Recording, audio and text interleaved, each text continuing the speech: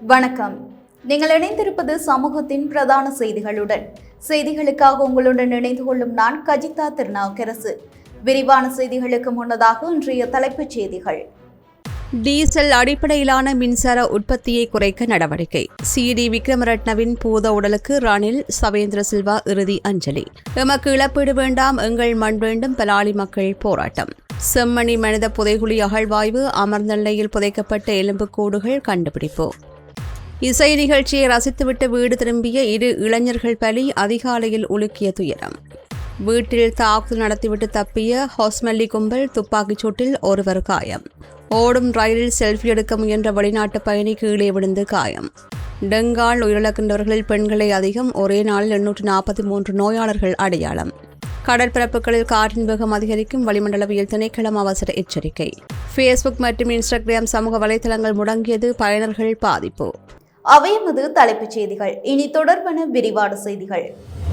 2027 ஆண்டு இறுதிக்குள் டீசல் மூலம் மின்சார உற்பத்தியை குறைப்பதற்கான நடவடிக்கைகள் எடுக்கப்படும் என்று தேசிய அமைப்பு கட்டுப்பாட்டு தனியார் நிறுவனம் தெரிவித்துள்ளது. 2027 ஆண்டு இறுதிக்குள் பேட்டரிகள் மூலம் சுமார் 750 மெகாவாட் மின்சார திறனை பெற திட்டமிடப்பட்டுள்ளதால் டீசல் பயன்பாட்டை குறைக்க இது உதவும் என்று அதன் தலைவர் பிரதீப் பிரியதர்ஷனா தெரிவித்துள்ளார். மின்சார உற்பத்திக்கான பேட்டரிகள் ஏற்கனவே அமைப்புடன் இணைக்கப்பட்டு வருவதாகவும் 160 மெகாவாட் திறன் ஏற்கனவே நாட்டிற்கு கொண்டுவரப்பட்டு அந்த பேட்டரிகள் நிறுவப்பட்டு வருவதாகவும் தெரிவித்துள்ளார். மேலும் 250 மெகாவாட் திறனுக்கான தனியார் துறை முதலீட்டை பெறுவதற்கு ஒப்பந்த புள்ளிகள் கோரப்பட்டுள்ளதாகவும் அதுவும் அடுத்த ஆண்டு மார்ச் மற்றும் ஏப்ரல் மாதங்களுக்கிடையில் அமைப்பில் நிறுவப்படும் என்றும் எதிர்பார்க்கப்படுவதாகவும் அவர் தெரிவித்துள்ளார். ஆசிய வளர்ச்சி வங்கியின் உதவியுடன் மின்சார பரிமாற்ற நிறுவனம் மூலம் 100 மெகாவாட் திறனை வழங்குவதற்கான ஒப்பந்த புள்ளிகளும் கோரப்பட்டுள்ளதாக தெரிவித்தார். மேலும் 150 மெகாவாட் திறன் கொண்ட தரைவழி சூரிய மின் நிலையங்களில் பேட்டரிகளை நிறுவுவதற்கான வாய்ப்பை வழங்குவதற்காக ஒப்பந்த புள்ளிகள் கோரப்படும் என்று எதிர்பார்க்கப்படுகின்றது. இந்த காரணிகளின் அடிப்படையில் 2027 ஆண்டின் இறுதிக்குள் பேட்டரிகள் மூலம் உருவாக்கப்படுகின்ற 750 மெகாவாட் திறன் தேசிய மின்சார அமைப்பில் சேர்க்கப்படும் என்றும் இது டீசல் பயன்பாட்டை குறைக்க உதவும் என்றும் அவர் தெரிவித்துள்ளார். பாரிஸ் வாழ் மக்களே, உங்களின் பேராதரவை பெற்ற கல்யாணி மற்றும் அன்னபூரணி தயாரிப்புகள் இப்போது 2 கிளைகளிலும். பிடி கேஷன்கரி லாச்சப்பல், பிடி சூப்பர் ஸ்டோர், ஹார்லி கோனஸ். முன்னாள் போலீஸ் மா அதிபர் சி.டி. விக்ரமரத்னவின் பூதவுடல் வைக்கப்பட்டுள்ள கொழும்பில் உள்ள தனியார் மலர் சாலைக்கு சென்ற முன்னாள் ஜனாதிபதி ரணில் விக்ரமசிங்க அன்னாரின் பூதவுடலுக்கு இறுதி அஞ்சலி செலுத்தினார். இதேவேளை முன்னாள் ராணுவ தளபதி சவேந்திர சில்வாவும் சி.டி. விக்ரமரட்னவின் பூதவுடலுக்கு இறுதி மரியாதை செலுத்தினர். நாட்டின் 35வது போலீஸ் மா அதிபராக பணியாற்றிய சி.டி. விக்ரமரட்ன கடந்த 17ஆம் தேதி காலை மாலபே தலாஹேன பகுதியில் அமைந்துள்ள அவரது வீட்டில் துப்பாக்கிச்சூட்டு காயங்களுடன் உயிரிழந்த நிலையில் மீட்கப்பட்டார். அவரது மரணம் தற்கொலையாக இருக்கலாம் என்று போலீசார் சந்தேகம் வெளியிட்டுள்ள நிலையில் தனது பாதுகாப்பு உத்தியோகத்தரின் கை துப்பாக்கியை பயன்படுத்தி அவர் தன்னைத்தானே சுட்டுக் கொண்டிருக்கலாம் என்று ஆரம்பகட்ட விசாரணையில் தெரியவந்துள்ளது. அவரது மார்பின் வலப்பகுதியில் துப்பாக்கிச்சூட்டு காயம் காணப்பட்டதாக விசாரணையில் தெரியவந்துள்ளது. இந்நிலையில் முன்னாள் போலீஸ் மா அதிபர் சி.டி. விக்ரமரட்னவின் இறுதி கிரியைகள் நாளை புரளை பொது மயானத்தில் முழுமையான போலீஸ் மரியாதையுடன் இடம்பெறும் என்று போலீஸ் ஊடக பேச்சாளர் உதவி போலீஸ் அத்திஜகர் தெரிவித்துள்ளார். எனினும் போலீஸ் ஒழுக்க கோவைகளின்படி தற்கொலை செய்து கொள்ளும் போலீஸ் அதிகாரிகளுக்கு போலீஸ் மரியாதை வழங்கப்பட மாட்டாது என்று உயர் போலீஸ் அதிகாரி ஒருவர் குறிப்பிட்டிருந்தார். இது தொடர்பில் கருத்து தெரிவித்த போலீஸ் ஊடக பேச்சாளர் மரணம் தொடர்பாக 2 போலீஸ் குழுக்கள் விசாரணைகளை முன்னெடுத்து வருவதாகவும் பிரேத பரிசோதனை அறிக்கை இதுவரையில் கிடைக்கவில்லை என்றும் தெரிவித்தார். சம்பவ இடத்தில் கண்டெடுக்கப்பட்ட துப்பாக்கி மேலதிகமாக பரிசோதனைகளுக்காக அரசாங்க ரசாயன பகுப்பாய்வாளர்கள் திணைக்களத்திடம் ஒப்படைக்கப்பட உள்ளதாக மேல் மாகாண தெற்கு வலய குற்றத்தடுப்பு பிரிவுக்கு பொறுப்பான பிரதி போலீஸ் மா அதிபர் சமந்த விஜயசேகர தெரிவித்தார். நீதிமன்றத்தில் விடயங்களை அறிக்கையிட்ட பின்னர் குறித்த கை துப்பாக்கியை நாளை பகுப்பாய்வாளரிடம் ஒப்படைக்க நடவடிக்கை எடுக்கப்பட்டுள்ளதாகவும் அவர் கூறினார். மேலும் சம்பவத்திற்கு முன்னதாக சி.டி. விக்ரமரட்னவின் மாலபே இல்லத்திற்கு வருகை தந்த நபர்கள் தொடர்பிலும் வீட்டின் சிசிடிவி காட்சிகளை அடிப்படையாக கொண்டும் போலீசார் விரிவான விசாரணைகளை முன்னெடுத்து வருகின்றனர். நாட்டில் இடம்பெற்றுள்ள யுத்தத்தின் விளைவாக கடந்த 36 ஆண்டுகளாக தமது பூர்வீக காணிகளை இழந்து அகதிகளாக வாழும் வெளிவடக்கு பலாலி மக்கள் இன்றும் தமது காணிகளை மீள பெற்று தருமாறு வலியுறுத்தி பலாலி சந்தியில் 5வது வாரமாகவும் தொடர் கவனஈர்ப்பு போராட்டத்தை முன்னெடுத்துள்ளனர். தமது சொந்த நிலங்களில் வாழ்வை மீண்டும் கட்டியெழுப்ப வேண்டும் என்ற எதிர்பார்ப்பு கோரிக்கையுடன் மக்கள் இந்த அறவழி போராட்டத்தை முன்னெடுத்து வருகின்றனர். இராணுவத்தின் கட்டுப்பாட்டில் உள்ள பொதுமக்களின் சொந்த காணிகளில் இராணுவத்தினர் விவசாய நடவடிக்கைகளில் ஈடுபடுவதாகவும் பல்வேறு வர்த்தக நிலையங்களை அமைத்து தொழில் புரிவதாகவும் சொந்த தேவைகளுக்காகவும் அந்த காணிகளை பயன்படுத்தி வருவதாகவும் மக்கள் கடும் வேதனையுடன் குற்றம் சாட்டுகின்றனர். இதே நேரம் 3 தசாப்தங்களுக்கு மேலாக சொந்த வீடுகள் மற்றும் நிலங்களின்றி நண்பர்கள் உறவினர்களின் வீடுகளிலும் வாடகை வீடுகளிலும் அகதி முகாம்களிலும் இடம்பெயர்ந்த நிலையில் வாழ்வது பெரும் மன உளைச்சல்களையும் வாழ்வாதார நெருக்கடிகளையும் ஏற்படுத்தியுள்ளதாக அவர்கள் குறிப்பிடுகின்றனர். 36 வருடங்கள் என்பது ஒரு மனிதனின் வாழும் காலத்தின் பெரும்பகுதி. நாம் இன்னும் எவ்வளவு காலம் காத்திருக்க வேண்டும் என்ற கேள்வியை எழுப்பும் மக்கள் வாக்குறுதி கொடுத்தபடி அரசாங்கம் உடனடியாக தலையிட்டு இராணுவத்தின் வசமுள்ள தமது காணிகளை விடுவித்து தங்களை சொந்த மண்ணில் மீள குடியேற்ற வேண்டும் என்று வலியுறுத்துகின்றனர். எமக்கு தேவையானது இழப்பீடு மாற்றீடு அல்ல, நமது சொந்த மண் என போராட்டத்தில் ஈடுபட்டுள்ளவர்கள் உணர்ச்சிகரமாக தெரிவித்தனர். இதே நேரம் இன்றைய தினம் போலீசாரின் அழுத்தத்தை மீறி தரப்பாலான கொட்டகை அமைத்து போராட்டத்தை முன்னெடுத்திருந்தமை குறிப்பிடத்தக்கது.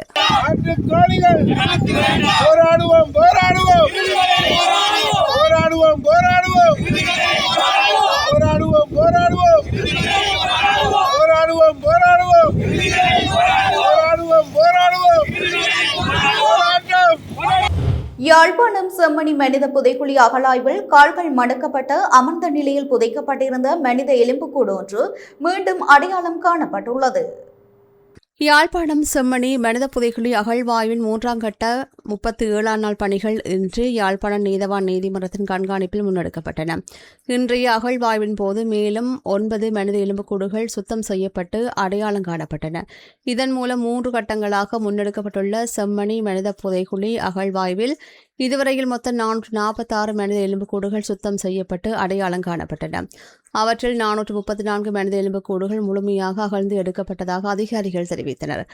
மேலும் 429ஆம் இலக்க மனித எலும்புக்கூடுகள் கால்கள் மடக்கப்பட்ட அமர்ந்த நிலையில் புதைக்கப்பட்டிருந்தமை இன்று உறுதிப்படுத்தப்பட்டது. கடந்த ஆண்டு இடம்பெற்ற 2ஆம் கட்ட அகழ்வாய்வின் போது இதுபோன்ற நிலையில் புதைக்கப்பட்டிருந்த ஒரு மனித எலும்புக்கூடு கண்டுபிடிக்கப்பட்டிருந்தது. இதனால் செம்மணி மனித புதைக்குழி அகழ்வாய்வில் இவ்வாறான அமைப்பில் புதைக்கப்பட்ட மனித எலும்புக்கூடு அடையாளம் காணப்படுவது இதுவே 2வது சந்தர்ப்பமாக பதிவாகியுள்ளது. களுத்துறை கொரணை முருககேன வீதியின் கெனன்வில விகாரைக்கு அருகில் உள்ள வளைவு பகுதியில் இடம்பெற்ற வீதி விபத்தில் 2 இளைஞர்கள் உயிரிழந்துள்ளனர். இன்று அதிகாலை 2:30 மணியளவில் இந்த விபத்து இடம்பெற்றுள்ளது. அதிவேகமாக பயணித்த மோட்டார் சைக்கிள் ஒன்று எதிரே பயணித்த மணலேற்றிய டிப்பர் வாகனத்துடன் மோதியதில் இந்த விபத்து ஏற்பட்டுள்ளது.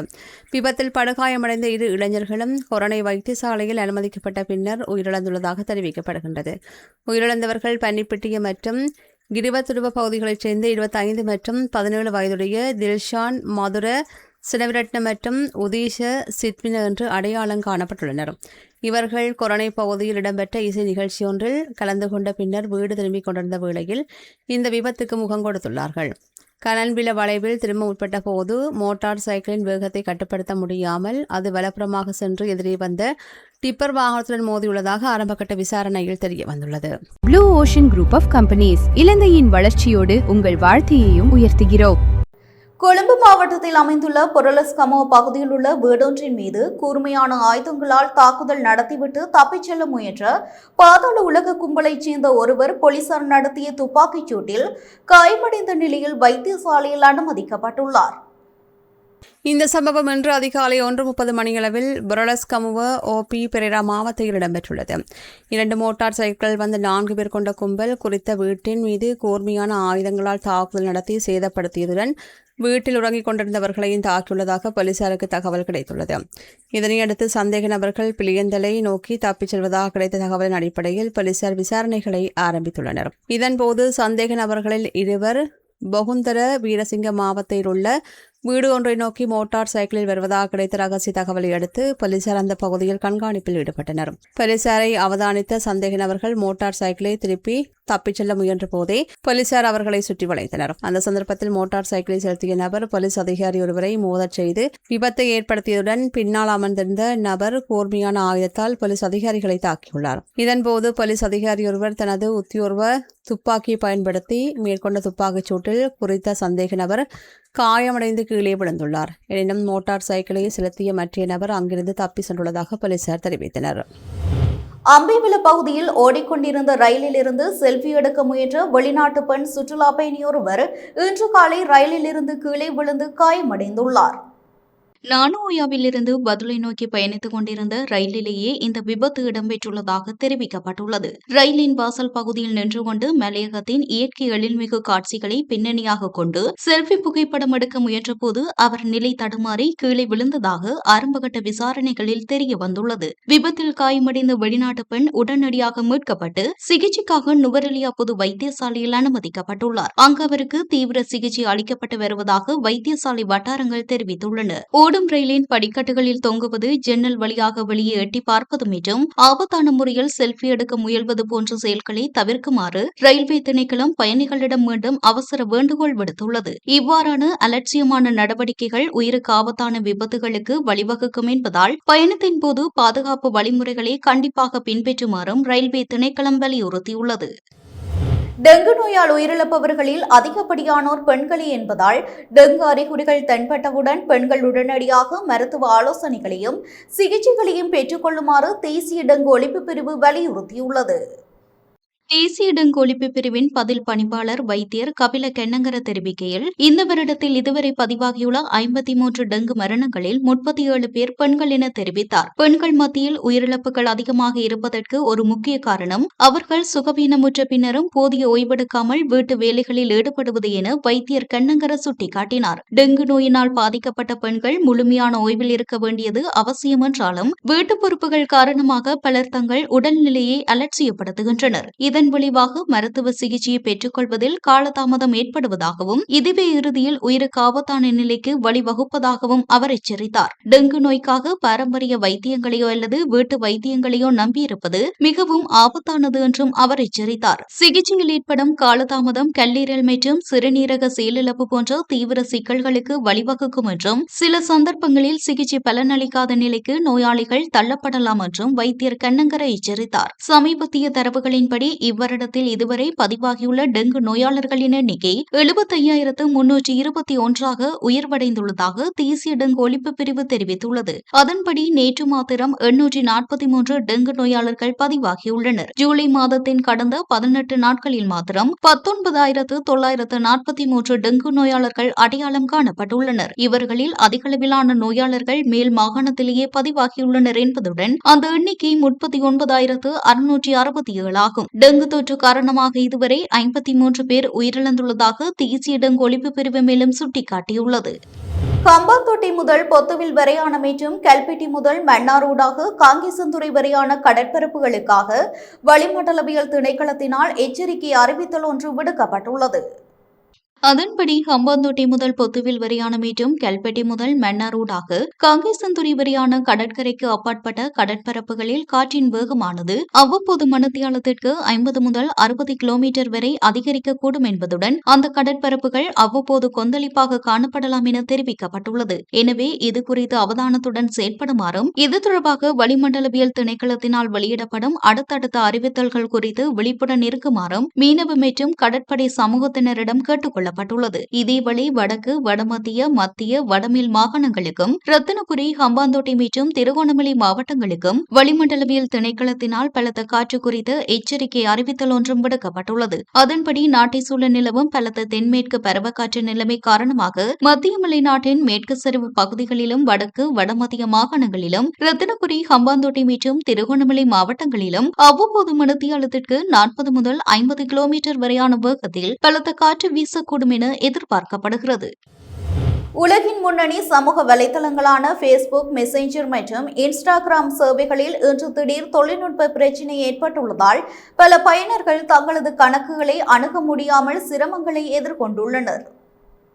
குறிப்பாக மெட்டா நிறுவனத்தின் பேஸ்புக் தளத்தின் டெஸ்க்டாப் பதிப்பே இந்த சிக்கலால் பாதிக்கப்பட்டுள்ளதாக தெரிவிக்கப்படுகிறது. பயனர்கள் உள்நுழைய முயன்றபோது தள சிக்கல் காரணமாக உங்கள் கணக்கு தற்போது கிடைக்கவில்லை. இது விரைவில் சரி செய்யப்படும் என எதிர்பார்க்கிறோம். தயவு செய்து சில நிமிடங்களில் மீண்டும் முயற்சிக்கவும் என்ற அறிவிப்பு காண்பிக்கப்பட்டுள்ளது. இதனிடையே இன்று முற்பகல் 9 மணி அளவில் பேஸ்புக் டவுன் தொடர்பான முறைப்பாடுகள் திடீரென அதிகரித்துள்ளதாக தேசிய முடக்கங்களை கண்காணிக்கும் டவுன் டிடெக்டர் இணையதளம் தெரிவித்துள்ளது. இந்த தொழில்நுட்ப பிரச்சினைக்கான காரணம் குறித்து மெட்டா நிறுவனம் இதுவரை அதிகாரப்பூர்வ விளக்கம் ஒன்றை வெளியிடவில்லை. இலங்கைக்கும் வியட்நாமுக்கும் இடையிலான விமான போக்குவரத்து இணைப்புகளை மேலும் பலப்படுத்தும் வகையில் வியட்நாமின் முன்னணி விமான சேவை நிறுவனமான வியட்ஜெட் கொழும்புக்கும் ஹோசிமின் நகரத்துக்கும் இடையிலான தனது முதலாவது நேரடி விமான சேவையை நேற்று உத்தியோகபூர்வமாக ஆரம்பித்தது. இந்த நேரடி விமான சேவையின் ஆரம்பம் இரு நாடுகளுக்கும் இடையிலான சுற்றுலா மற்றும் வர்த்தக தொடர்புகளை மேலும் விரிவுபடுத்துவதற்கான புதிய வாய்ப்புகளை உருவாக்கும் என எதிர்பார்க்கப்படுகிறது. வெளிநாட்டு அலுவல்கள், வெளிநாட்டு வேலைவாய்ப்பு மற்றும் சுற்றுலா அமைச்சர் விஜிதஹேர வியட்ஜெட் விமான சேவை இலங்கையில் தனது செயற்பாடுகளை ஆரம்பித்துள்ளதை வரவேற்றதுடன் அதன் புதிய சேவைகள் வெற்றிகரமாக முன்னெடுக்கப்படுவதற்கு தனது வாழ்த்துக்களையும் தெரிவித்தார். வியட்ஜெட் விமான சேவை கொழும்புக்கும் ஹோசிமின் நகரத்துக்கும் இடையில் வாரத்திற்கு 3 விமான சேவைகளை செவ்வாய், வியாழன் மற்றும் சனிக்கிழமைகளில் முன்னெடுக்க உள்ளது. கடந்த ஆண்டு இலங்கை மற்றும் வியட்நாம் அரசு தலைவர்களுக்கு இடையில் இடம்பெற்ற கலந்துரையாடல்களின் வெற்றிகரமான தொடர்ச்சியாகவே இந்த நேரடி விமான சேவை ஆரம்பிக்கப்பட்டுள்ளதாகவும் அமைச்சர் குறிப்பிட்டார்.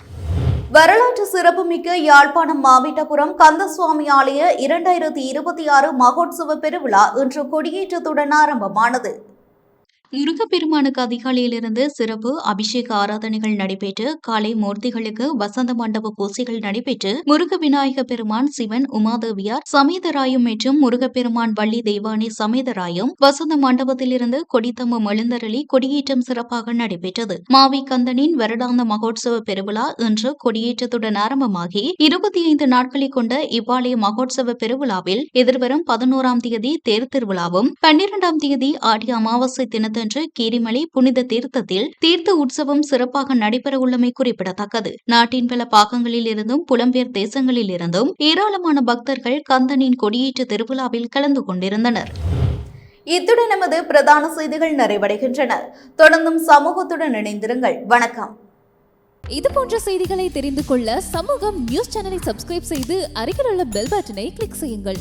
மேலும் இது போன்ற செய்திகளை உடனுக்குடன் தெரிந்து கொள்ள சமூகமீடியா.com என்ற இணையதளத்தின் வாயிலாகவும் எங்களுடன் இணைந்திருங்கள்.